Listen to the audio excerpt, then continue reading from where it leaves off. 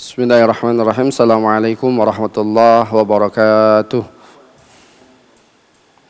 Innal hamdalillah nahmaduhu wa nasta'inuhu wa nastaghfiruh wa na'udzu billahi min sururi anfusina wa min sayyiati a'malina. May yahdihillahu fala mudilla lahu wa may yudlil fala hadiyalah. Asyhadu an la ilaha illallah wahdahu la syarikalah. Wa asyhadu anna sayyidana Muhammadan abduhu wa rasuluhu la nabiyya ba'dah. Allahumma salli wa sallim ala nabiyyina Muhammadin wa ala alihi wa ashabihi wa man tabi'ahum ila yaumiddin, amma ba'. Hadirin jamaah yang dirahmati oleh Allah Subhanahu wa taala, alhamdulillah kita bersyukur kepada Allah Subhanahu wa taala sehingga Allah Subhanahu wa taala masih memberikan kita nikmat yang begitu besar. Wabil khusus Allah Subhanahu wa taala masih memberikan kita nikmat iman dan Islam. Mudah-mudahan Allah istiqomahkan iman dan Islam di dalam hati kita ini hingga akhir hayat kita. Salawat beserta salam kepada Nabi kita Muhammad sallallahu alaihi wasallam beserta kepada para keluarganya, sahabat-sahabatnya dan seluruh pengikut Nabi Muhammad sallallahu alaihi wasallam hingga akhir zaman. Hadirin jamaah yang dirahmati Allah Subhanahu wa taala, kajian kita pada siang hari ini kita akan membahas tentang salah satu wabah yang menimpa di zaman para sahabat Nabi Muhammad sallallahu alaihi wasallam, tepatnya di zaman Khalifatu Ats-Tsaniyah, khalifah yang kedua, yaitu Amirul Mukminin Umar bin Khattab radhiyallahu an.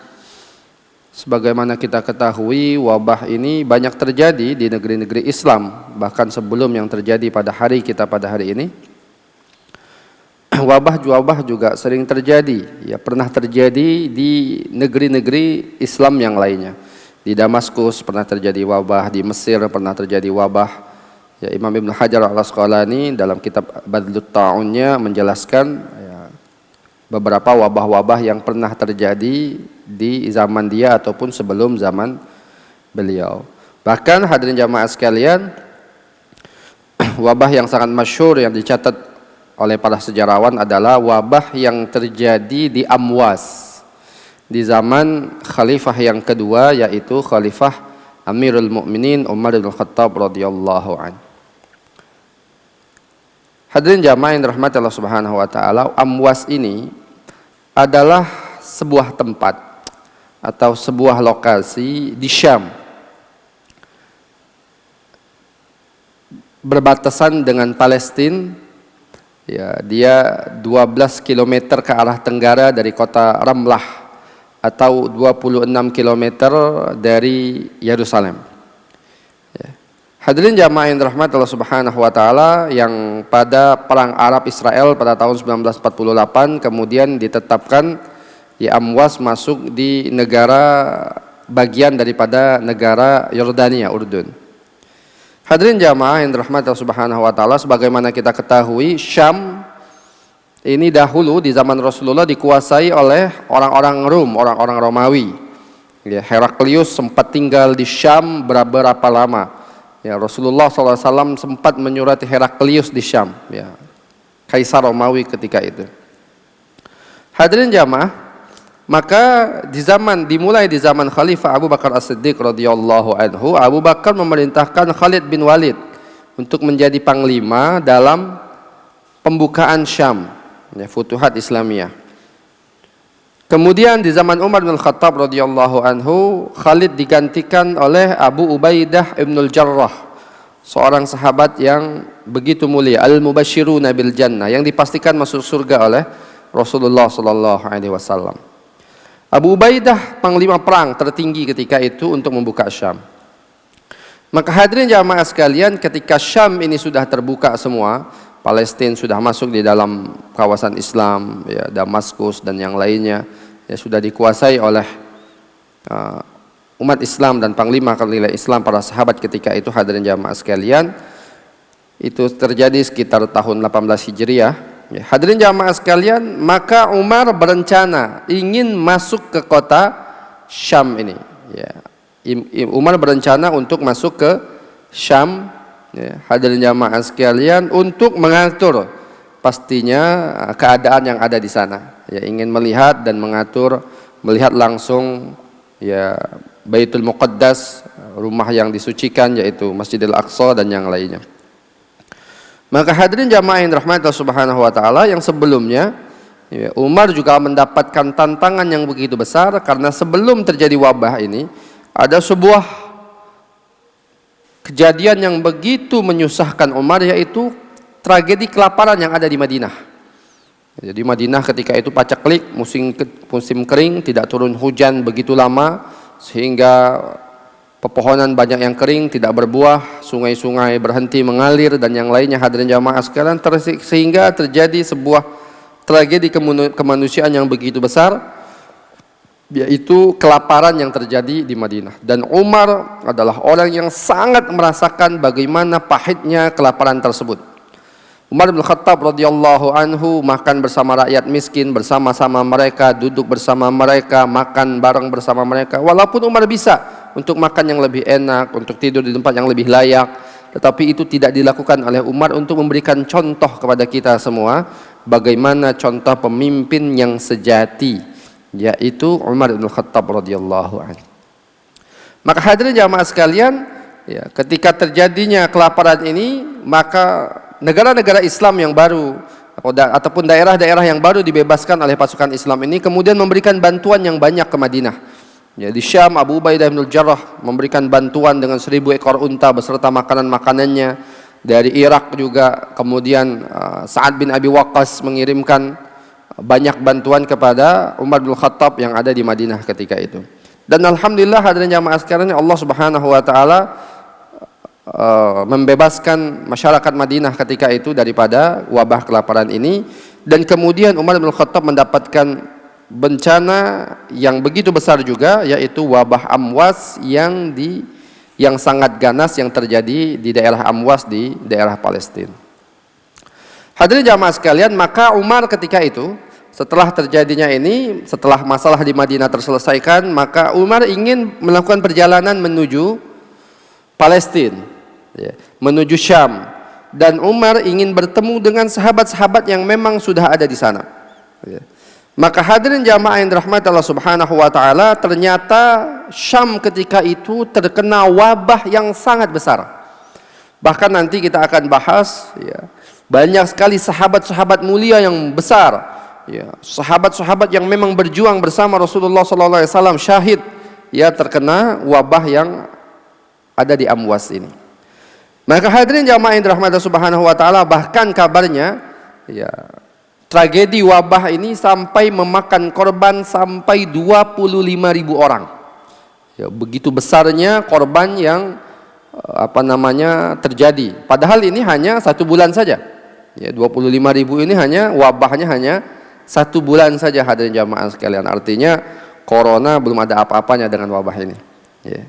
Karena ketika itu bentuk wabahnya itu seperti terkena luka, ya, di tangan atau di salah satu bagian terkena luka.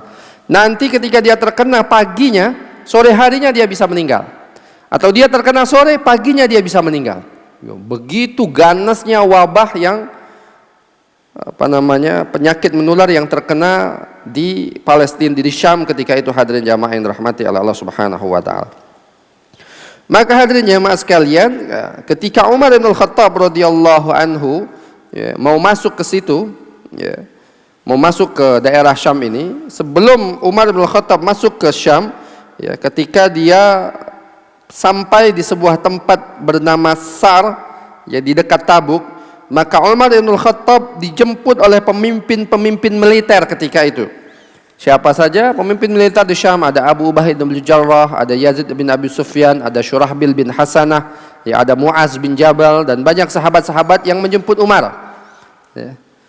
Maka ketika itu hadirin jamaah sekalian, ya, maka para sahabat ini menceritakan kepada Umar bahwasanya di Syam pada hari itu terkena wabah yang begitu panas.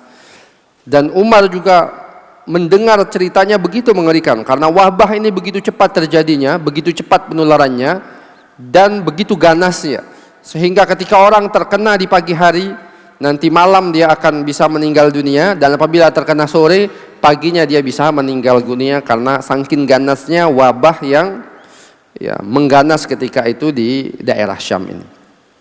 Maka hadirin jamaah sekalian, Umar dan para sahabat ketika itu ragu, Apakah ingin meneruskan perjalanan menuju Syam?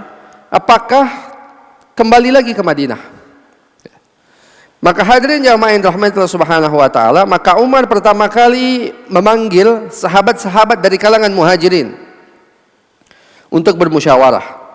Nah, ini kita lihat ya bagaimana pentingnya peranan musyawarah di dalam syariat Islam. Dan Umar sangat paham, dan makanya Umar selalu melaksanakan segala sesuatunya itu dengan dalam asas musyawarah. Dan orang yang paling pertama selalu diajak Umar untuk bermusyawarah adalah kalangan Muhajirin. Orang-orang yang memang berjuang bersama dengan Rasulullah sallallahu alaihi wasallam. Hadirin jamaah sekalian, kemudian dari kalangan Muhajirin terjadi silang pendapat. Sebagian orang menginginkan, wahai Umar, mari kita masuk terus ke Syam. Sesungguhnya kita ini di jalan Allah. Ya. Maka Allah yang akan jaga kita. Dan kalaupun kita mati, Allah tentukan kita meninggal dunia di jalan Allah. Yang lain lagi mengatakan, wahai Umar, kalau kita memaksa masuk ke Syam, kita akan terkena satu penyakit yang begitu mengerikan. Dan ini berbahaya apabila kita kembali lagi. Apabila kita setelah masuk kemudian kembali ke Madinah, dan menyebabkan juga penyakit tertular banyak yang ada di Madinah. Ya, maka hadirin jamaah yang dirahmati Allah Subhanahu wa taala, ya, para sahabat ketika itu berbeda pendapat. Ya. Maka kemudian Umar memanggil lagi kalangan Ansar, ya, sahabat-sahabat mulia dari orang-orang Ansar. Begitu juga dengan sahabat-sahabat dari kalangan Ansar, ya, mereka juga berbeda pendapat dalam masalah ini. Ya. Mereka mengatakan bahwasanya mari kita melakukan perjalanan. Yang lainnya mengatakan, wahai Umar, mari kita pulang lagi kembali ke Madinah. Kemudian Umar lagi mengajak sahabat-sahabat, hadirin jamaah yang dirahmati Allah Subhanahu wa taala, ya, orang Quraisy dari kalangan Muhajirin yang memang awal-awal masuk Islam dan memang berjuang bersama. Jadi sahabat-sahabat khusus, ya, yang bersama dengan Rasulullah sallallahu alaihi wasallam berjuang. Maka ketika Umar mengajak mereka musyawarah, hadirin jamaah sekalian, ternyata mereka memutuskan, mereka memberikan saran kepada Umar, wahai Umar, mari kita pulang kembali ke Madinah. Karena apabila kita masuk ke dalam Syam ini, dan Syam ini ketika itu sedang wabah, terjadi wabah yang sangat besar, ini bisa membahayakan untuk kita. Ya, bisa membahayakan untuk kita dan bisa menjadi fitnah. Dan nanti kalau engkau ajak kami, ini sahabat-sahabat banyak di sini, dan nanti terkena wabah dan mereka meninggal dunia, bagaimana nasib orang-orang Madinah yang sekarang kita tinggal yang ada di sana? Ya. Maka akhirnya Umar memutuskan keputusan ketika itu untuk pulang kembali lagi ke Madinah. Ya. Maka Umar mengatakan kepada Ibnu Abbas, wahai Ibnu Abbas, serukan kepada pasukan untuk kembali lagi ke Madinah. Aku besok setelah subuh akan pulang, dan suruh mereka untuk juga ikut pulang bersamaku menuju Madinah. Dalam musyawarah ini hadirin jamaah sekalian, sahabat Abu Ubaidah Ibnul Jarrah tidak ada. Ya. Mungkin dia lagi pergi atau kemana, tidak ada dalam musyawarah tersebut. Maka ketika sahabat Abu Ubaidah Ibnul Jarrah pulang, dan dia mendengar bahwasanya, ya, Umar dan para sahabat akan kembali lagi ke Madinah, maka Abu Ubaidah langsung datang menuju Umar bin Khattab radhiyallahu anhu, kemudian mengatakan, ya Umar, atafiru min qadarillah, wahai Umar, kamu mau lari daripada qadarullah. Maka Umar melihat, ya, dan Umar juga begitu kaget bahwasanya sahabat beliau ini, ya, sahabatnya yang bernama Abu Ubaidah bin Jarrah ini ternyata tidak sependapat dengan beliau. Tapi apa ini kecerdikan Umar bin Khattab radhiyallahu anhu? Apa kata Umar bin Khattab radhiyallahu anhu? Ya. Afirru min qadarillah ila qadarillah. Kata Umar radhiyallahu anhu, aku lari daripada takdir Allah menuju takdir Allah Subhanahu wa taala yang lainnya. Wahai Abu Ubaidah, kata Umar bin Khattab, apakah engkau lihat, bagaimana pendapatmu ketika ada satu orang pengembala, ya, yang mengembala di dua lembah, satu kelompok dombanya dia gembalakan di padang yang tandus, di lembah yang tandus, satu kelompok gembalanya atau satu kelompok dombanya dia gembalakan di padang yang subur. Bukankah yang dia gembalakan di padang tandus adalah qadarullah, sedangkan yang dia gembalakan di padang yang subur juga qadarullah, keputusan Allah Subhanahu wa ta'ala. Maka ketika terjadi diskusi seperti itu antara Umar bin Khattab dan juga Abu Ubaidah bin Jarrah radhiyallahu anhu, maka datanglah Abdurrahman bin Auf radhiyallahu anhu melihat apa yang mereka diskusikan. Maka ketika itu Abdurrahman bin Auf radhiyallahu anhu mengatakan, sesungguhnya aku mendengar sebuah hadis dari Rasulullah sallallahu alaihi wasallam. Apa kata Rasulullah sallallahu alaihi wasallam? Idza sami'tum bihadzal waba bi baladin.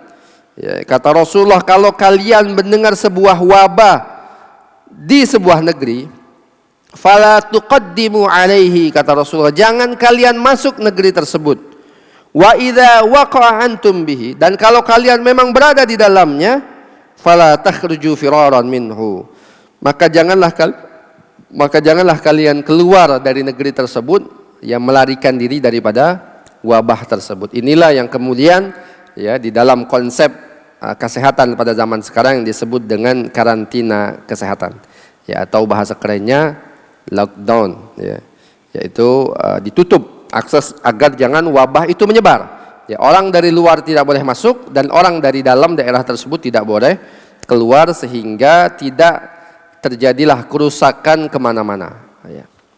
Nah, hadirin jamaah yang dirahmati Allah Subhanahu wa taala, maka Umar begitu gembira dengan hadis Rasulullah ini, sehingga keputusan Umar ketika itu ada landasan dalilnya, dan hadis ini disampaikan langsung oleh Abdurrahman bin Auf radhiyallahu anhu yang mendengar hadis ini langsung daripada Rasulullah sallallahu alaihi wasallam. Dan hadirin jamaah sekalian, dan kita melihat daripada kisah ini bagaimana kejeniusan Umar bin Khattab radhiyallahu anhu. Karena para sahabat, terkhusus para khalifah Rasulullah SAW ini, mereka pun terkadang mendapatkan ilham dari Allah Subhanahu wa taala. Terkadang dalam satu pendapat mereka belum mendengar dalilnya, dan mereka memutuskan atas ilham mereka pribadi, atas ilmu yang mereka dapatkan, atas ijtihad pribadi mereka. Ternyata setelah itu ada dalil pendukungnya, yang dilakukan oleh para sahabat ini. Walaupun sebelumnya mereka tidak tahu, dan salah satunya adalah kecerdasan Umar. Makanya Umar bin Khattab radhiyallahu anhu, kata beberapa orang sahabat, kalau nggak salah Abdullah bin Mas'ud mengatakan, kalau ada dua pendapat penduduk Madinah ketika itu, satu pendapat di pendapat yang lain, satu pendapatnya Umar ibn Khattab ada di pendapat tersebut, maka biasanya Allah akan menurunkan ayat yang membetulkan pendapat yang ada Umar di dalam pendapat tersebut.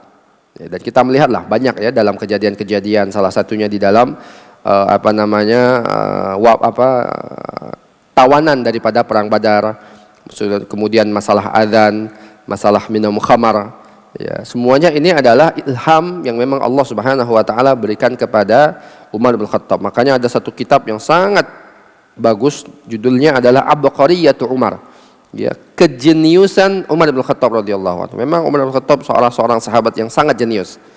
Salah satunya Umar, Ali bin Abi Thalib, Amr bin As, Muaz bin Jabal, dan banyak sahabat yang lainnya yang memang Allah Subhanahu wa taala berikan kecerdasan mereka di dalam menyusun strategi, di dalam memimpin dan yang lain. Hadirin jamaah yang dirahmati Allah Subhanahu wa taala, walhasil Umar bin Khattab radhiyallahu anhu ketika itu pulang menuju Madinah, dan Abu Ubaidah dan para sahabat kemudian kembali lagi ke Amwas, ke sebuah daerah. Hadirin jamaah yang dirahmati Allah Subhanahu wa taala, maka wabah ini begitu mengerikan dan menyebabkan banyak sekali sahabat yang meninggal dunia. Kita sudah sebutkan tadi, paling tidak ada 25.000 sahabat yang meninggal. 25.000 orang muslim yang meninggal dunia. Banyak sekali, dan sahabat-sahabat yang mulia banyak yang meninggal di situ. Salah satunya adalah Abu Ubaidah bin Jarrah, Muaz bin Jabal radhiyallahu an, kemudian Yazid bin Abu Sufyan, Syurahbil bin Hasanah, kemudian Abu Jandal. Banyak sekali sahabat-sahabat yang mulia yang meninggal di kejadian wabah di Amwas ini. Hadirin jamaah yang dirahmati Allah Subhanahu wa taala, sesungguhnya Umar ketika itu berusaha mengeluarkan Abu Ubaidah dari bencana wabah ini. Ketika Umar sudah sampai di Madinah, Maka Umar takut wabah ini juga akan terkena kepada sahabat terdekat dia. Salah satu sahabat yang sangat dekat dengan Umar, yaitu Abu Ubaidah ibnul Jarrah. Seorang sahabat yang begitu mulia, yang tidak ada sedikit pun keinginan duniawi di dalam kehidupannya. Seorang sahabat yang Rasulullah kemudian mengatakan aminu hadhil ummah, orang yang terpercaya daripada umat ini, yaitu Abu Ubaidah ibnul Jarrah radhiyallahu anhu. Kenapa Umar juga ingin mengeluarkan Abu Ubaidah dari Syam ketika itu? Salah satunya adalah karena Umar juga mungkin ingin kepemimpinan nanti setelah Umar, ingin Umar bin Khattab diberikan kepada salah satunya adalah Abu Ubaidah ibnul Jarrah. Bukankah ketika Abu Bakar radhiyallahu anhu dibaiat itu, maka Abu Bakar meminta kepada masyarakat Ansor ketika itu untuk membaiat salah satu di antara dua orang, yaitu Umar bin Khattab dan Abu Ubaidah ibnul Jarrah. Tapi akhirnya Umar dan Abu Ubaidah membaiat Abu Bakar, orang Ansor juga membaiat Abu Bakar, dan akhirnya Abu Bakar lah menjadi khalifah. Ada keinginan di dalam hati Umar agar nanti setelah dia meninggal, Abu Ubaidah lah yang menjadi pengganti beliau menjadi khalifah. Dan ini juga sempat diutarakan oleh Umar bin Khattab radhiyallahu anhu di akhir-akhir masa, akhir-akhir hayatnya Umar bin Khattab. Jadi ketika Umar bin Khattab sudah di akhir-akhir ingin meninggalnya, maka Umar bin Khattab mengatakan, andaikan kata Abu Ubaidah bin Jarrah masih hidup, maka niscaya aku akan mengangkat dia sebagai khalifah setelah aku meninggal pada hari ini, sepeninggalanku pada hari ini. Jadi Umar bin Khattab menginginkan Abu Ubaidah bin Jarrah ketika itu agar keluar daripada Syam. Maka Umar bin Khattab menulis surat kepada Abu Ubaidah. Wahai Abu Ubaidah, sesungguhnya aku ingin berbicara empat mata denganmu. Ada sesuatu yang sangat penting yang aku ingin berbicara empat mata denganmu. Maka setelah engkau menerima suratku ini, hiraukanlah segala sesuatu yang lainnya, cepat engkau datang kembali ke Madinah. Kata Umar bin Khattab radhiyallahu anhu. Tetapi hadirin jamaah sekalian, Abu Ubaidah bin Jarrah tahu maksud Umar. Kata Abu Ubaidah, wahai Amirul Mukminin, aku tahu maksud daripada suratmu ini. Ketika itu Umar berkata, ketika itu Abu Ubaidah bin Jarrah berkata, semoga Allah mengampuni Amirul Mukminin. Kemudian ia membalas dengan menulis, saya sudah tahu tujuan Anda kepada saya. Saya berada di tengah-tengah pasukan muslimin. Saya tidak ingin menjauhi mereka dan berpisah dengan mereka sampai nanti Allah menentukan keputusannya untuk saya dan untuk mereka. Lepaskanlah saya dari kehendak Anda, wahai Amirul Mukminin, dan biarkanlah saya bersama-sama dengan prajurit saya. Jadi artinya hadirin jamaah sekalian, Abu Ubaidah bin Jarrah tetap menginginkan bersama, susah dan senang bersama dengan prajuritnya, bersama dengan rakyatnya, bersama dengan masyarakatnya. Dan ini adalah contoh pemimpin yang begitu agung, contoh pemimpin yang begitu mulia. Dalam keadaan apapun dia selalu bersama dengan rakyatnya, bukan pemimpin yang kemudian melarikan diri apabila terjadi kesusahan daripada kehidupan rakyatnya. Maka hadirin jamaah sekalian, ketika Umar bin Khattab radhiyallahu anhu membaca surat balasan Abu Ubaidah bin Jarrah, kemudian Umar bin Khattab tertunduk lesu dan menangis terseduh-seduh. Maka orang-orang yang berada di sekitar Umar bertanya, wahai Umar, apakah Abu Ubaidah bin Jarrah sudah meninggal? Kata Umar, belum. Kata Umar, belum. Tetapi seolah-olah dia sudah meninggal.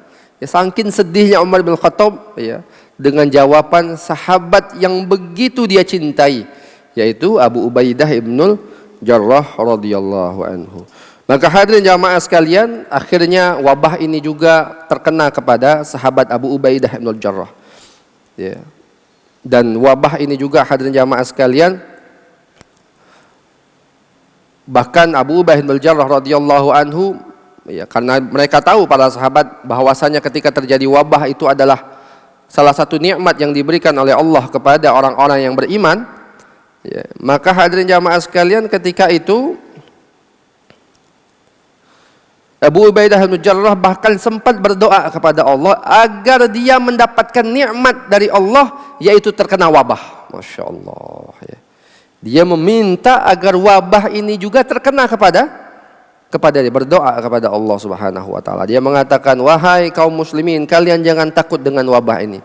Sesungguhnya Rasulullah mengatakan, ya salah satu bentuk nikmat yang diberikan oleh Allah Subhanahu kepada kaum muslimin adalah dengan terkenanya wabah. Apabila seseorang meninggal dunia terkena wabah, maka dia syahid, ya, dan dia sabar dengan wabah tersebut dan meyakini bahwasanya tidaklah segala sesuatu ini terjadi kecuali atas izin Allah Subhanahu wa taala, maka dia mendapatkan pahala syahid." Maka hadirin jamaah sekalian, Abu Ubaidah bin Jarrah radhiyallahu anhu terkena wabah. Ya, Abu Ubaidah bin Jarrah radhiyallahu anhu terkena wabah, ya, terdapat luka di dalam tubuhnya, di tangannya, kemudian esok harinya dia meninggal dunia, kemudian dimakamkan oleh para sahabat. Ya. Mu'az bin Jabal ikut masuk ke dalam makam untuk memakamkan Abu Ubaidah bin Jarrah radhiyallahu anhu. Kemudian hadirin jamaah yang dirahmati Allah Subhanahu wa taala, kepemimpinan ketika itu diganti oleh Mu'az bin Jabal, ya, seorang sahabat yang begitu mulia, ya, sahabat yang sangat cerdas, ahli faqih, ya, ahli fikih umat ini, ya, sahabat yang sangat mengetahui halal dan haram, kata Rasulullah SAW, Mu'az bin Jabal. Beliau menggantikan Abu Ubaidah Jarrah sebagai amir, ya, pemimpin Syam ketika itu. Maka ketika dia menggantikan, dia pun berkhutbah, "Wahai kaum muslimin, jangan kalian takut dengan wabah yang diberikan oleh Allah Subhanahu wa taala. Sesungguhnya wabah ini adalah nikmat dari Allah Subhanahu wa taala. Ya, dan Allah sudah menjadikan syahid bagi orang-orang yang terkena wabah ini. Maka aku berdoa agar Allah Subhanahu wa taala memberikan aku dan keluargaku terkena wabah ini." Masya Allah. Ya. Jadi Mu'az bin Jabal bukan hanya berdoa untuk diri dia, tetapi dia juga berdoa agar anaknya dan keluarganya juga terkena wabah ini. Maka hadirin jamaah sekalian, tidak lama dia setelah berdoa seperti itu, anaknya Abdurrahman bin Mu'az, ya, terkena wabah dan meninggal dunia. Esok harinya dianya sendiri, ya, Mu'az bin Jabal radhiyallahu anhu juga terkena wabah dan akhirnya meninggal dunia. Kemudian akhirnya hadirin jamaah yang dirahmati Allah Subhanahu wa taala, Umar bin Khattab, ya, memilih Amr bin Ibn al-As radhiyallahu anhu untuk menjadi amir di Syam, ya. Maka Amr bin As, bagaimana kita ketahui, sahabat yang sangat cerdas, ya. Dia melihat dengan teliti bagaimana terjadinya wabah ini. Maka hadirin jamaah sekalian, Amr bin As ketika itu mengatakan, "Wahai kaum muslimin, ya, sesungguhnya wabah ini menyambar kalian seperti bara api, ya. Maka larilah kalian ke gunung-gunung dan lembah-lembah, ya, berpencar, ya, tidak hidup berkumpul, ya. Wabah ini akan terkena kalau kalian berkumpul," kata Amr bin As.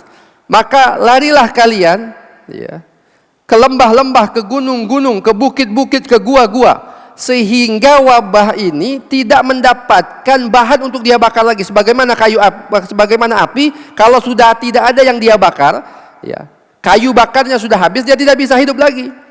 Maka hadirin jamaah sekalian, Amr bin As memutuskan untuk kaum muslimin pergi ketika itu, ya, menuju gunung-gunung, menuju lembah-lembah, goa-goa, hadirin jamaah sekalian, yang kemudian menyebabkan wabah ini mati dengan sendirinya karena tidak ada yang bisa dimakan, ya.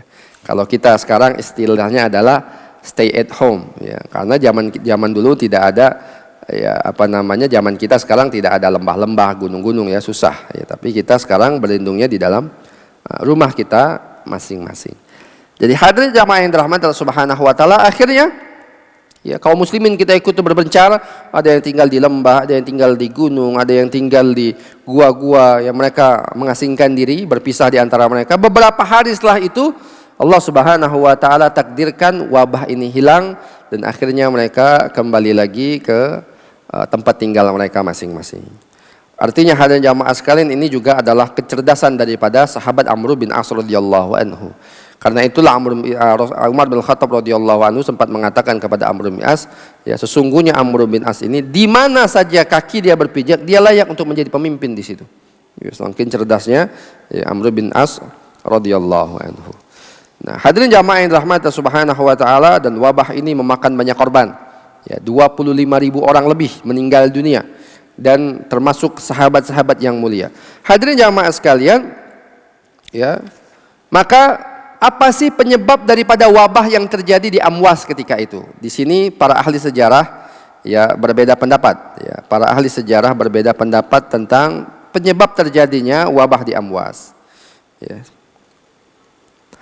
Sebagian mengatakan ya wabah di Amwas ini terjadi karena azab Allah Subhanahu wa taala kepada penduduk Syam.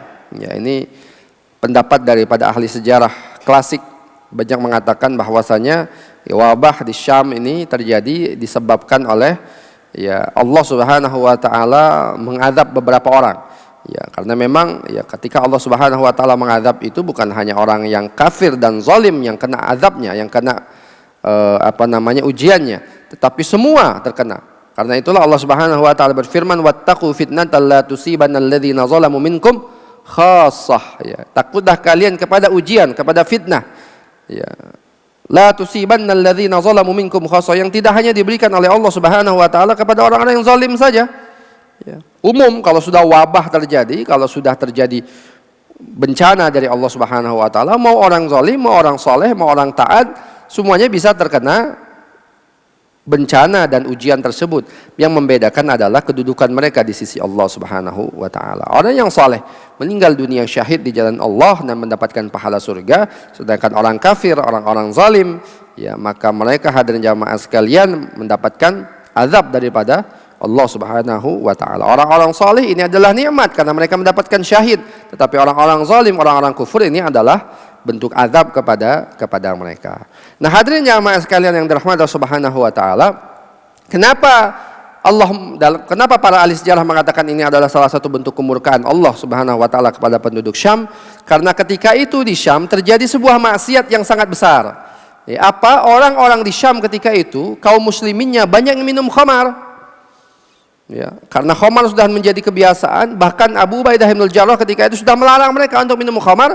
Tapi mereka mengatakan, ya Allah tidak menghukum, tidak ada satupun nas di dalam Al-Quran, dan Rasulullah juga tidak pernah memutuskan ya, agar kiranya orang-orang para peminum khamar itu dihukum, tidak ada.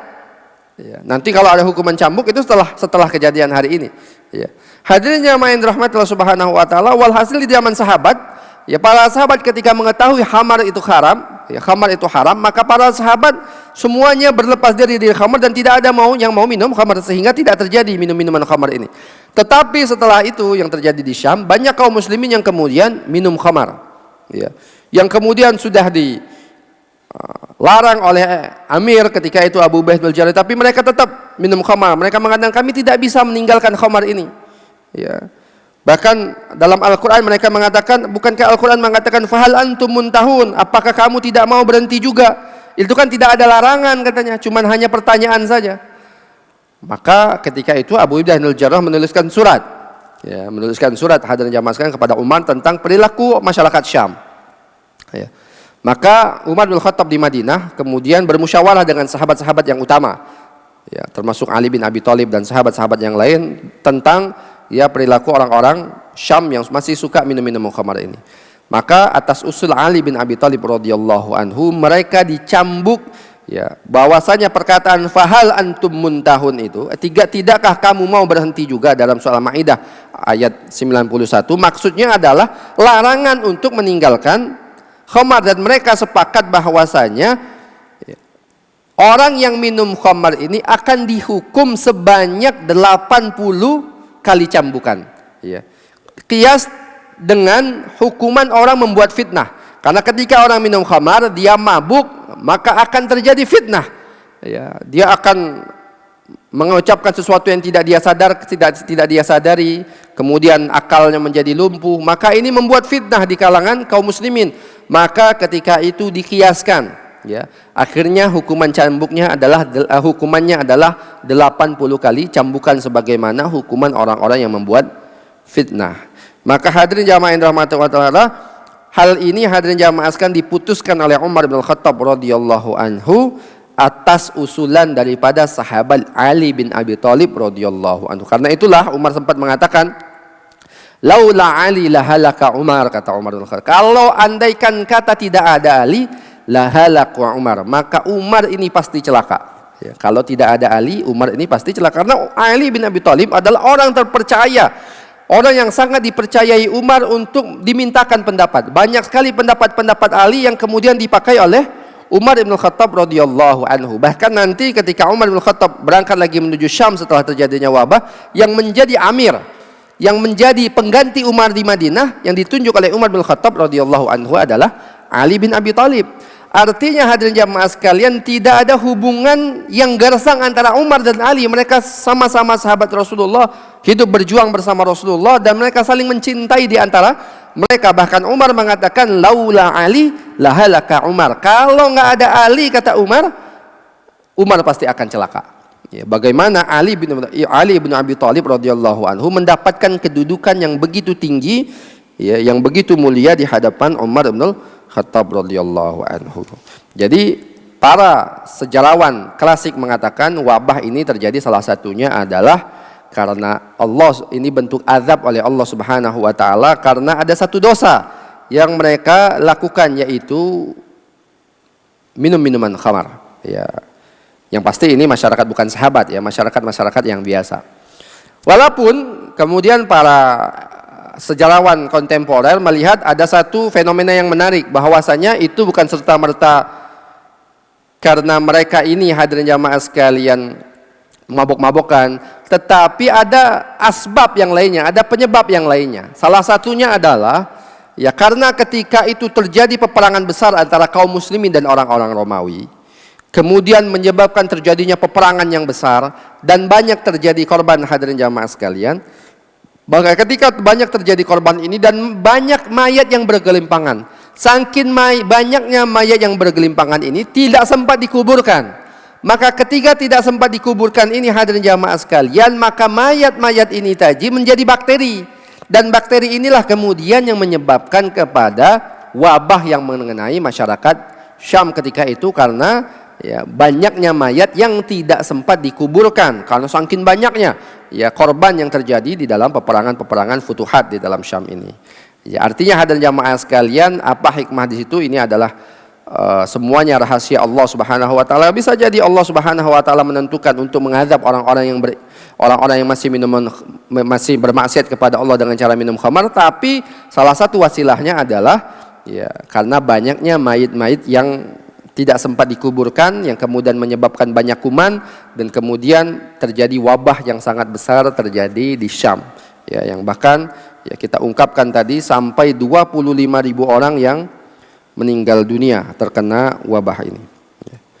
Hadirin jamaah yang dirahmati Allah Subhanahu wa taala, dan alhamdulillah atas usul Amr bin As yang sudah kita bahas tadi, ya, kecerdasan Amr bin As melihat fenomena yang ada, maka akhirnya kaum muslimin bisa selamat dari wabah tersebut. Ya, dan banyak orang yang bisa diselamatkan dari wabah ini ketika mereka mengungsi ke atas gunung, ke ke goa-goa, ke lembah-lembah, dan apa yang dilakukan oleh Amr bin As disetujui oleh Umar. Ya, jadi ini bukan serta-merta ijtihad Amr bin As saja, tapi apa yang dilakukan oleh Amr bin As radhiyallahu anhu itu disetujui oleh Umar bin Khattab radhiyallahu anhu. Hadirin jamaah sekalian, maka kita akan bahas sedikit siapa saja sahabat Rasulullah sallallahu alaihi wasallam yang kemudian menjadi korban ya daripada wabah yang ganas ini. Ya, ada beberapa sahabat yang mulia yang kemudian menjadi korban daripada wabah ini. Yang pertama yaitu Suhail bin Amr al-Amiri. Suhail bin Amr al-Amiri ini seorang sahabat, dan dulu dia seorang orator dan pembesar Quraisy hadirin jamaah sekalian, ya, dan bahkan dia orang yang sangat menentang dakwah Rasulullah di awal-awal dakwah Rasulullah. Tapi kemudian dia masuk Islam ya setelah Fathu Mekah. Ya, pada tahun 8 Hijriah dia masuk Islam, dan di masa Umar bin Khattab radhiyallahu anhu, Suhail bin Amr radhiyallahu anhu memutuskan untuk berjihad ke Syam, ya, menyusul anaknya Abu Jandal. Ya, nanti kita bahas juga Abu Jandal ini seorang sahabat Rasulullah SAW, ya, yang kemudian hadirin jamaah sekalian dia ikut anaknya, ya, Abu Jandal untuk berjihad di Syam, dan dia tinggal di Syam, dan akhirnya dia wafat, ya, bersama dengan anaknya dan juga bersama dengan Abu Ubaidah ibnul Jarrah radhiyallahu an. Ya, kemudian ada seorang sahabat Amirul Umara, ya, pemimpin Syam ketika itu, Abu Ubaidah ibnul Jarrah. Ya, juga meninggal dunia syahid terkena wabah di Syam ini. Hadirin jamaah yang rahmat Allah Subhanahu wa taala, Abu Ubaidah bin Jarrah mendapatkan julukan dari Rasulullah, Aminu hadhil ummah, orang yang paling terpercaya di kalangan umat ini. Ya. Kisahnya adalah ketika Bani Najjar, ya, orang Quraisy, Bani Najjar orang Nasrani dari Yaman, ya, datang menghadap Rasulullah SAW, dan kemudian terjadi perdebatan antara mereka orang-orang Nasrani ini dengan Rasulullah, dan akhirnya Rasulullah yang mengajak mereka mubahalah, ya, dan akhirnya mereka, dan salah seorang tokoh mereka menolak ajakan mubahalah itu karena takut nanti dilaknat oleh Allah Subhanahu wa taala. Ya. Akhirnya mereka sepakat untuk memberikan jizyah, memberikan pajak kepada Rasulullah SAW di Madinah, dikumpulkan dalam setahun 2 kali, dan mereka meminta untuk orang yang diutus oleh Rasulullah untuk mengumpulkan pajak itu atau jizyah itu adalah orang yang paling dipercaya oleh Rasulullah SAW. Maka Rasulullah SAW mengatakan, besok aku akan mengutus aminu hadhil ummah, orang yang paling terpercaya di kalangan umat ini. Ya, semua sahabat ketika itu menantikan bahwasanya mereka lah yang dipilih oleh Rasulullah SAW. Ternyata hadirin jamaah sekalian, yang dipilih oleh Rasulullah adalah Abu Ubaidah ibnul Jarrah radhiyallahu anhu. Ya. Aminu hadhil ummah, orang yang paling dipercayai daripada umat ini. Ya, dan dia akhirnya, ya, meninggal dunia terkena wabah pada tahun ke-18 Hijriah. Ya. Dan dia juga termasuk, ya, al-mubashirun bil jannah, orang-orang sahabat yang dipastikan masuk surga. Kemudian ada seorang sahabat namanya Syurahbil bin Hasanah. Ya, Syurahbil bin Hasanah ini seorang sahabat yang begitu mulia juga, termasuk as-sabiqun al-awwalun, termasuk sahabat yang pertama-tama masuk surga. Pernah hijrah ke Habasyah dan kemudian hijrah ke Madinah. Hadirin jamaah yang dirahmati Allah Subhanahu wa taala, dia juga wafat ketika terjadi wabah di Amwas bersama dengan sahabatnya Abu Ubaidah bin Jarrah. Kemudian Muaz bin Jabal radhiyallahu an. Ya, Muaz bin Jabal seorang sahabat muda dari kalangan orang Ansar, ya, dari Bani Khadraj, seorang sahabat yang cerdas, pernah diutus oleh Rasulullah SAW ke Yaman, ya, untuk mengajarkan Al-Quran kepada penduduk Yaman. Suatu saat, ya, Muaz bin Jabal dipegang tangannya oleh Rasulullah, kemudian mengatakan, wahai Muaz, demi Allah aku mencintaimu.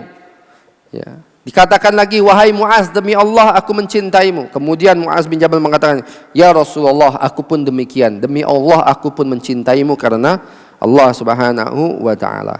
Setelah Abu Ubaidah bin Jarrah meninggal dunia, maka Amir Syam ketika itu ditunjuk oleh Umar adalah Muaz bin Jabal. Ternyata hadirin jamaah sekalian, akhirnya Muaz bin Jabal pun meninggal dunia terkena wabah. Bahkan bukan hanya dia sendiri, keluarganya pun, anaknya Abdurrahman bin Muaz, sebagaimana doa yang dia panjatkan kepada Allah Subhanahu wa taala, anaknya Abdurrahman bin Muaz juga meninggal dunia terkena wabah. Ya. Dan beliau meninggal di usia yang sangat muda. Ya, umurnya masih 38 tahun. Ya, Muaz bin Jabal radhiyallahu anhu. Kemudian seorang sahabat bernama Fadl bin Abbas, ya, anaknya Abbas bin Abdul Muttalib, jadi sepupu Rasulullah. Ya, kakak Ibnu Abbas, Abdullah bin Abbas. Fadl bin Abbas anak pertama Abbas, ya, dari keluarga Bani Hashim, ya, Ahlul Bait Rasulullah sallallahu alaihi wasallam, ya, dan dia juga meninggal di situ. Ada juga namanya Haris bin Hisham, ya. Ini keluarganya Abu Jahal dari Bani Makhzum, ya. Dia begitu memerangi Rasulullah sallallahu alaihi wasallam, tapi akhirnya ketika Fathu Mekah dia masuk Islam dan dia berjuang. Ya, bagus keislamannya, dia berjuang bersama Rasul, bersama para sahabat, ya, melakukan futuhat Islamiyah, dan akhirnya hadirin jamaah yang dirahmati Allah Subhanahu wa taala, dia juga wafat di Amwas, ya, wafat di wabah Amwas ini. Kemudian Abu Jandal bin Suhail bin Amir, ya, kita sudah bahas tadi bapaknya Suhail bin Amir meninggal juga, begitu juga anaknya Abu Jandal. Abu Jandal ini masuk Islam, ya, ketika perjanjian Hudaibiyah. Dia melarikan, sebelumnya dia sudah masuk Islam, tapi kemudian dikurung oleh bapaknya. Ya, bapaknya melarang dia untuk masuk Islam. Ketika Rasulullah di Hudaibiyah, dia sempat kabur dan mendatangi Rasulullah ingin hijrah. Ya, tapi ternyata karena Rasulullah terikat perjanjian dalam perjanjian Hudaibiyah, bapaknya Suhail bin Amir meminta Abu Jandal dikembalikan. Akhirnya dikembalikan oleh Rasulullah sallallahu alaihi wasallam. Ya, dan akhirnya Abu Jandal ini melarikan diri dari Mekah, ya, membuat base camp di sana. Dia masuk Islam, membuat base camp. Setiap pedagang, kafilah dagang Mekah yang lewat, ya, dia dan berapa orang akan dirampok oleh Abu Jandal, yang akhirnya menyebabkan, ya, orang Quraisy yang datang kepada Rasulullah meminta agar perjanjian tersebut dibatalkan. Ya, perjanjian mengenai tentang ya dipulangkannya kalau orang mau hijrah. Ya, itu Abu Jandal, dan dia juga wafat bersama ayahnya di Amwas, ini terkena wabah di Amwas, Syam. Kemudian Yazid bin Abu Sufyan, ya, ini anaknya Abu Sufyan, saudara daripada Muawiyah bin Abu Sufyan radhiyallahu anhu, sahabat yang begitu mulia. Ya, dia masuk Islam, hadirin jamaah sekalian, ketika Fathu Mekah, ikut dalam perang Hunain dan banyak yang lainnya, dan dia juga meninggal dunia ya di ketika wabah di Amwas ini, dan akhirnya Allah Subhanahu wa taala angkat wabah ini ya sebelum ketika Amr bin As radhiyallahu anhu menjadi amir ketika itu, dan kemudian bebaslah Syam ketika itu dari wabah, dan akhirnya Amr bin As berangkat ke Mesir untuk melakukan ya futuhat atau untuk melakukan pembukaan yang ada di Mesir, Iskandaria dan yang lainnya. Hadirin jamaah yang dirahmati Allah Subhanahu wa taala, dari beberapa hal kisah yang kita sampaikan pada hari ini ada beberapa hikmah yang bisa kita ambil ya pelajaran daripada kisah ini. Yang pertama, hadirin jamaah sekalian, kisah ini mengajarkan kepada kita ya juga pada kaum muslimin, hadirin jamaah sekalian, bagaimana konsep tawakal yang benar di dalam Islam. Ya, konsep tawakal di dalam Islam itu bukan hanya menyerahkan segala sesuatunya kepada Allah saja, tidak. Tetapi ikhtiar bagian dari tawakal.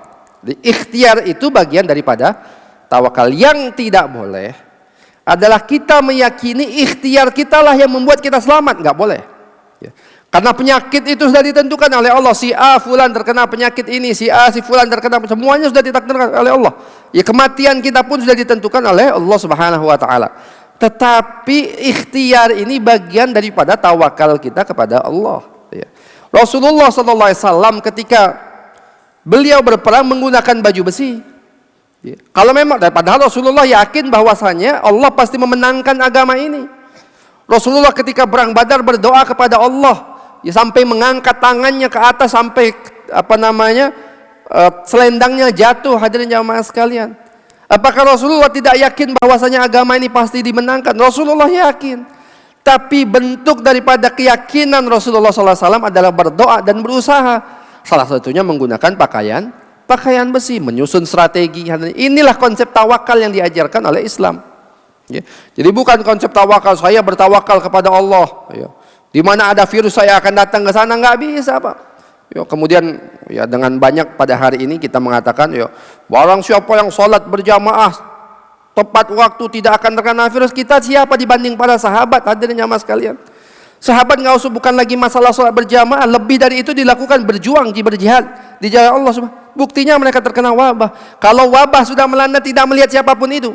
Kalau Allah tentukan dia terkena wabah, dia tetap terkena wabah walaupun dia orang soleh, walaupun dia orang taat. Tetapi yang membedakan dia dan orang zalim adalah meninggal dia dihitung syahid oleh Allah Subhanahu wa taala, dan ini nikmat oleh Allah kepada dia. Ya, sedangkan orang zalim ataupun orang kafir ini adalah kekufuran, dan Allah Subhanahu wa taala buat ini sebagai azab bagi mereka.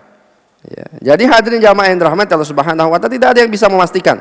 Ya, ikhtiar kita ya adalah bentuk tawakal kita kepada Allah Subhanahu. Kalau kita sudah ikhtiar ya dalam tragedi corona ini ya, kita membatasi pertemuan-pertemuan, setiap keluar dari rumah kita cuci tangan, membasuh badan kita, ya berolahraga. Kemudian Allah takdirkan kita kena penyakit ini, dan Allah takdirkan juga kita, hadirin jamaah sekalian, meninggal dunia di atas penyakit ini. Allah hitung kita sebagai syahid. Ya, dan kita sabar dengan penyakit tersebut, dan kita yakin bahwasanya tidaklah penyakit ini terkena kepada kita kecuali atas izin Allah Subhanahu wa taala. Ya. Jadi semuanya ditakdirkan oleh Allah Subhanahu wa taala, tetapi ikhtiar itu bentuk daripada tawakal kita kepada Allah. Rasulullah ikhtiar. Ya, bahkan dalam terkena wabah kan, salah satu hadis Rasulullah SAW, larilah kalian daripada penyakit kusta sebagaimana kalian lari daripada singa. Ya, kalau ada penyakit menular di satu tempat, jangan kalian dekatin. Ini bentuk ikhtiar yang diajarkan oleh Rasulullah Sallallahu Alaihi Wasallam. Apabila ada satu penyakit di situ, jangan kita deketin. Dan ini salah satu yang diajarkan oleh Rasulullah. Di dalam Fathu Mekah, ya, orang-orang Tsaqif, orang-orang dari Taif datang kepada Rasulullah untuk berbaiat. Ya. Ternyata salah satu orang di antara mereka ada yang terkena penyakit kusta. Ya. Apa kata Rasulullah? Katakan kepada mereka, sesungguhnya mereka sudah dibaiat, tidak perlu salaman dengan Rasulullah Sallallahu Alaihi Wasallam. Ya. Artinya apakah Rasulullah tidak yakin bahwasanya Allah yang menentukan penyakit atau tidak. Rasulullah yakin, tapi ini Rasulullah ajarkan kepada kita bagaimana bentuk tawakal kita kepada Allah Subhanahu wa taala. Artinya bentuk tawakal kita adalah selalu ikhtiar. Kalau semua jalan ikhtiar sudah kita laksanakan, hadirin jamaah, Allah tentukan kita kena penyakit ini, maka hadirin jamaah itu takdir Allah. Dan apabila kita meninggal di atas takdir ini, Allah Subhanahu wa taala hitung kita dalam keadaan meninggal dunia dalam keadaan syahid di jalan Allah Subhanahu wa taala. Yang kedua adalah jamaah sekalian bisa kita ambil dari beberapa kisah yang kita ungkapkan pada akhir ini adalah bagaimana hadirin jamaah sekalian kebebasan berpikir di antara para sahabat. Artinya memang terjadi perbedaan pendapat di antara para sahabat. Umar dan Abu Ubaidah bin Al-Jarrah terjadi berbeda pendapat di antara mereka dalam masalah ini. Tetapi perbedaan pendapat di antara para sahabat tidak menyebabkan kebencian di antara mereka. Bahkan ketika Umar bin Khattab sudah ke Madinah, Umar sangat ingin sekali Abu Ubaidah itu ditarik kembali ke Madinah. Bahkan kata Umar mengatakan, wahai Abu Ubaidah, kalau engkau baca suratku ini, langsung menghadapku ke Madinah. Ada sesuatu yang ingin aku bicarakan kepadamu. Tapi Abu Ubaidah tahu, ini Umar pengen narik dia daripada wabah ini. Tapi Abu Ubaidah tidak mau, karena sifat setianya Abu Ubaidah bersama dengan rakyat dan masyarakatnya dan prajuritnya. Artinya hadirin jamaah sekalian, bahkan Umar menangis terseduh-seduh. Dikatakan, wahai Umar, apakah Abu Ubaidah sudah meninggal dunia? Belum, tapi seolah-olah sudah menurutku. Saking sedihnya Umar. Dan ketika mendengar Abu Ubaidah meninggal, Umar sedih, menangis terseduh-seduh, hadirin jamaah sekalian. Dengan sahabat yang begitu mulia ini, sahabat yang begitu dekat di hati Umar bin Khattab radhiyallahu anhu. Jadi perbedaan pendapat di antara para sahabat sering terjadi, tetapi perbedaan pendapat ini tidak menyebabkan kebencian di antara mereka. Dan kita juga terjadi seperti itu. Mungkin kita berbeda dengan sahabat kita dalam beberapa masalah. Kita terjadi perbedaan pendapat dalam, tetap perbedaan pendapat itu dalam koridor yang ada, tetapi kita tetap saling mencintai di antara kita. Yang ketiga hadirin jamaah yang dirahmati Allah Subhanahu wa taala, dalam kisah ini bisa kita ambil pelajaran, salah satunya adalah kecerdasan para sahabat Rasulullah sallallahu alaihi wasallam. Sahabat itu cerdas, Bu. Sahabat itu Masya Allah. Bahkan kita lihat dalam tragedi Umar dalam kejadian Umar ini, Umar belum mendengar hadisnya, tetapi keputusan Umar sesuai dengan hadis Rasulullah sallallahu alaihi wasallam. Dan banyak terjadi dalam masalah khamar, dalam masalah banyak hal keputusan Umar dan para sahabat yang lainnya ternyata sesuai dengan apa yang disabdakan oleh Rasulullah sallallahu alaihi wasallam. Hadirin jamaah yang dirahmati Allah Subhanahu wa taala, ini saja dari saya, kurang lebihnya mohon maaf. Pembahasan tentang wabah yang ada di Amwas dan juga bagaimana sikap para sahabat dalam menyikapi wabah ini. Mudah-mudahan bisa kita ambil hikmah dan bisa kita ambil pelajaran dalam kehidupan kita sehari-hari, dan kita berdoa kepada Allah agar Allah lindungi kita dan keluarga kita daripada wabah yang sangat mengerikan ini, hadirin jamaah sekalian. Dan apabila Allah Subhanahu wa taala takdirkan kita untuk terkena wabah ini, yakinlah ini adalah caranya Allah Subhanahu wa taala untuk memberikan nikmat kepada kita. Salah satunya yaitu Allah Subhanahu wa taala hitung sebagai syahid, syuhada di jalan Allah Subhanahu wa taala. Ini saja dari saya, kurang lebihnya mohon maaf. Jazakallahu khairan katsira. Assalamualaikum warahmatullahi wabarakatuh. Pertanyaan. Apa? Mana. Oke. Pertanyaan. Satu, Ustadz, kalau wabah yang terjadi zaman sahabat, orang yang terkena wabah tersebut, apakah wabah tersebut terlihat dengan kasat mata? Kalau wabah yang saat ini terjadi berupa virus corona yang tidak tampak dengan kasat mata, jadi kita tidak bisa melihat seseorang yang terjangkit virus menular tersebut. Dan saat ini penduduk bumi saat ini sangat padat melihat jumlah penduduk zaman sahabat. Di Jakarta saja jumlah penduduknya ada hampir 11 juta orang. Dan bagaimana penduduk Jakarta mau berlarian ke gunung atau ke goa, sedangkan kota Jakartanya tidak seperti itu struktur kotanya. Bagaimanakah menurut Ustadz tentang hal tersebut?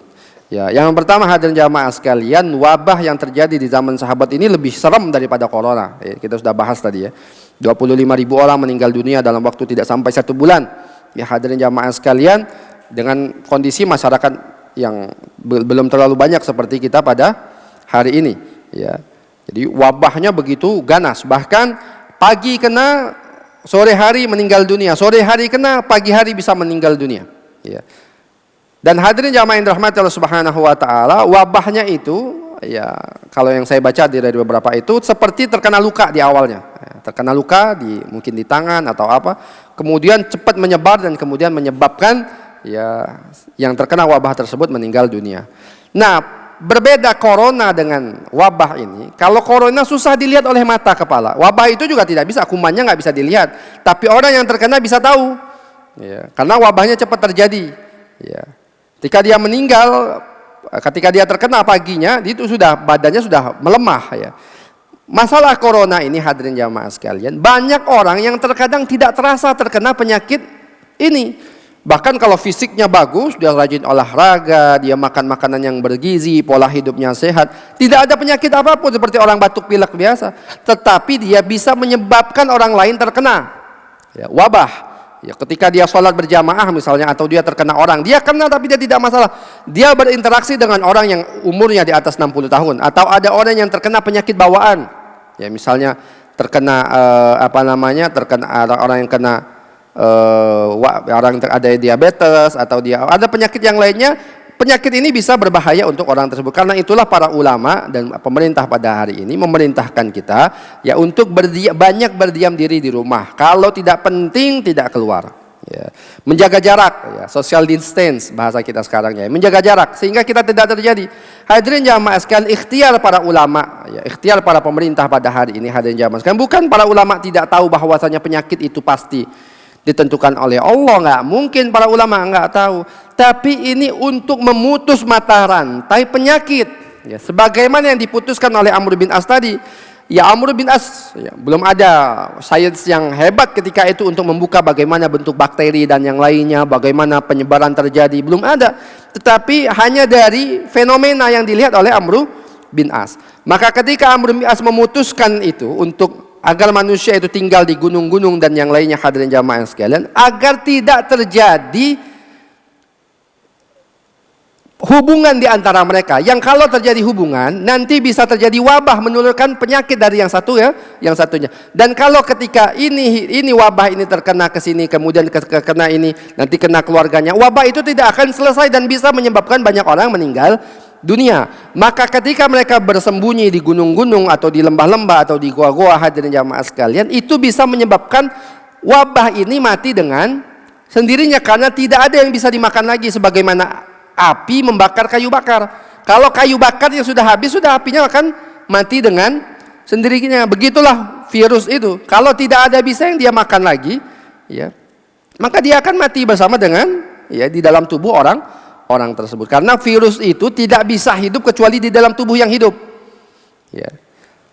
Dia bisa hidup, corona misalnya bisa hidup di meja dalam waktu beberapa jam, di kayu, dan setelah itu dia mati. Dia hanya bisa hidup di orang hidup. Ketika dia masuk ke dalam tubuh orang yang hidup, dia bisa beranak pinak, dia bisa menyebabkan orang itu sakit dan yang lainnya. Ya, begitu ya. Jadi kalau sekarang ini memang tidak bisa, ya hadirin jamaah sekalian, tidak ada gunung-gunung, tapi kita bisa stay at home. Maka diperintahkan kita untuk ya, kalau tidak memang penting-penting ya untuk keluar rumah, jangan keluar rumah kecuali ke sesuatu yang penting ya, untuk belanja kebutuhan sehari-hari kita, untuk misalnya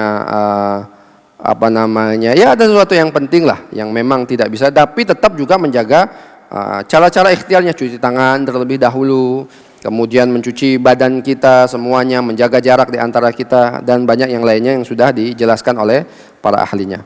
Ya.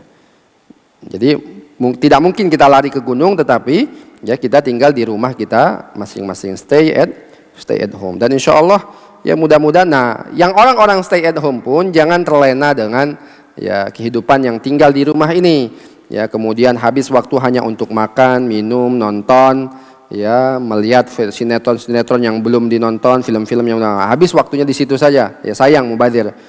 Ya, lakukan hal-hal yang bermanfaat, walaupun mungkin kita tidak bisa lagi pengajian, tidak bisa sholat berjamaah lagi, mungkin masjid kita ditutup.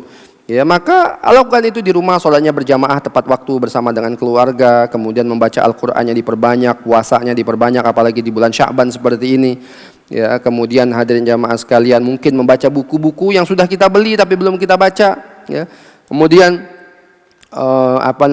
berzikir kepada Allah, berdoa kepada Allah agar Allah cabut, agar Allah Subhanahu wa taala selamatkan kaum muslimin dan Allah cepat hilangkan wabah ini sehingga kita bisa ya kemudian memakmurkan masjid-masjid kita dan memakmurkan tempat-tempat ibadah-ibadah dan pengajian-pengajian kita. Jazakallah khairan katsira. Kita tutup dengan qiratul majlis. Subhanakallahumma bihamdika asyhadu an la ilaha illa anta astaghfiruka wa atubu ilaik. Assalamualaikum warahmatullahi wabarakatuh.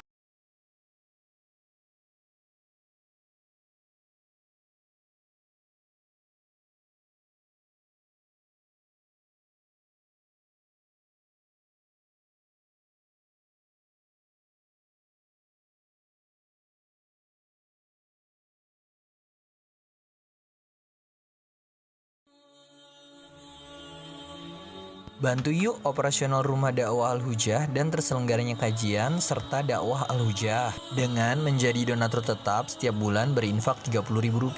Dengan infaknya setiap bulan Rp30.000, insya Allah akan membantu dakwah Al-Hujah dan jadikan ini amalan yang istiqomah yang dilakukan terus-menerus atau kontinu. Allah mencintai amalan yang istiqomah walaupun sedikit.